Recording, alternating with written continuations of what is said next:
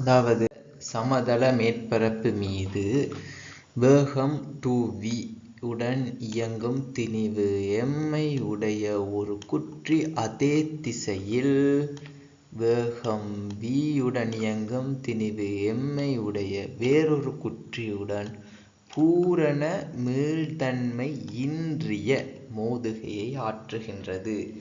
மோதுகைக்கு பின்னர் முதற்குற்றியின் வேகம் யாது என்றுதான் கேட்குறாங்க. அப்போ இதில் 2v உடன் இயங்கும் திணிவு m உடைய ஒரு பொருள் உண்டு, அதே திசையில் v உடன் இயங்கும் m உடைய வேறொரு குற்றியுடன் ஒரு பூரண மீள்தன்மை இன்றிய மோதுகையை ஆற்றுகின்றது. மோதுகைக்கு பின்னர் முதற்குற்றியின் வேகம் என்று கேட்குறாங்க. இதாவது இது மோதுகை என்றால உந்தத்தோட சம்பந்தப்படுது. இந்த உந்தத்தோடு இது சம்பந்தப்படும் போது இதில் ஒரு சின்ன விஷயம் சொல்லுவாங்க, பூரண மீள்தன்மை இன்றிய மோதுகை. அதாவது ஒரு உந்தம் நடக்கும்போது பூரண மீள்தன்மை மோதுகை என்றால் இது இன்றிய மோதுகை வடிவ கேட்டுக்கோங்க. பூரண மீள்தன்மை இன்றிய மோதுகையை கேட்குறாங்க, ஆற்றுகின்றதுன்னு சொல்றாங்க. ஆனால் ஒரு விதிப்படி, அதாவது கோண உந்த விதிப்படி ஒரு பூரண மீள்தன்மையுள்ள மோதுகை என்றால் முதலாக இப்படி தான் நடக்கும். அதாவது ஒரு பொருள் ஒன்று ஓய்வில் இருக்க ஒரு பொருளோட மோதுது, அந்த பொருள் இது வீவகத்தோட அந்த பொருள் போகுது, அந்த பொருள் வீவகத்தோட மோதும் போது மோதின பிறகு இந்த சிவப்பு கலர் போல் பூஜ்ஜியமாயிடும். இந்த பொருள், அதாவது இந்த ஊதா கலர் பொருள் வீவகத்தை பெற்று போகும். அதாவது பூரண மீள்தன்மை உள்ள மோதுகை இப்படி தான் நடக்கும். அதாவது ஒரு பொருள் வீவகத்தோட வரும், ஓய்வில் இருக்க ஒரு பொருளோட மோதிட்டு வீவகத்தோட அதே பொருள், அதாவது மோதின பொருள் மோதுகையை பண்ண பொருள் ஓய்வடைய மோதின பொருள் என்ன செய்யுமெண்டா வீவகத்தோட போகும். அதே மாதிரி எதிர் திசையில் இப்படி ஒரு வேகங்கள் ரெண்டு வேகங்களோட ரெண்டு பொருள் மோதிச்செண்டா வடிவா கேட்டுக்கணும். எதிர் திசையில் ரெண்டு வேகங்கள் இருக்க போது மோதிச்செண்டா ரெண்டுமே எதிர் வேகங்கள். அப்போ இதை v1 இது v2 போடுறேன், சரியா? இவ ரெண்டுமே என்ன செய்யுது மோதுது. மோதின பிறகு என்ன செய்யுமெண்டா இந்த சிவப்பு கலர் போல் v2 வேகத்தை பெற்றிடும். அதே மாதிரி இந்த நீல கலர் போல் v1 வேகத்தை பெறும். அப்போ இதில் விளங்கிக் கொள்ளுங்க. அதாவது ஒரு பூரண மீள்தன்மை உள்ள மோதுகையை பற்றி சொல்கிறேன். அதில் 3 விஷயம் நடக்கும். ஒரு பொருள் என்ன செய்யும், ஓய்வில் இருக்கும்போது ஒரு பொருள் மோதிச்சுன்னா அதில் வேகத்தை வாங்கிட்டு இந்த பொருள் போயிடும். அப்படி இல்லாமல் எதிரெதிர் திசையில் ரெண்டு பொருள் மோதிச்சுண்டா ஒன்ற வேகத்தை இன்னொன்று வாங்கும், இன்னொரு வேகத்தை இன்னொன்று வாங்கும். அதாவது v2 வேகத்தை இந்த பொருள் வாங்குவேர், v1 வேகத்தை இந்த ஊதா கலர் பொருள் வாங்குவேர்.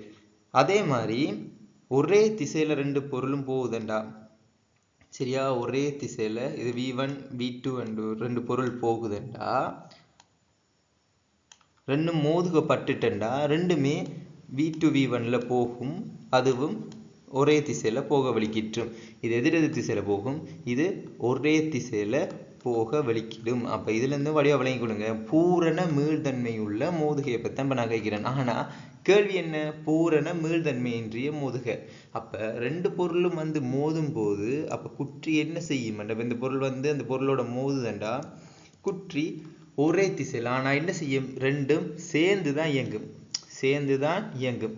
வடிவா பார்த்துக்கொள்ளுங்க. இந்த இயக்கம் தான் நடக்குது, இந்த இயக்கம் நடக்குது, பட் இது பூரண மீள்தன்மை உள்ள மோதுகை. இந்த இயக்கம் பூரண மீள்தன்மை உள்ள மோதுகை, பட் இந்த இயக்கம் என்னது சொல்லுதுண்டா, இதில் இருக்க இயக்கம் பூரண மீள்தன்மை இன்றிய மோதுகை.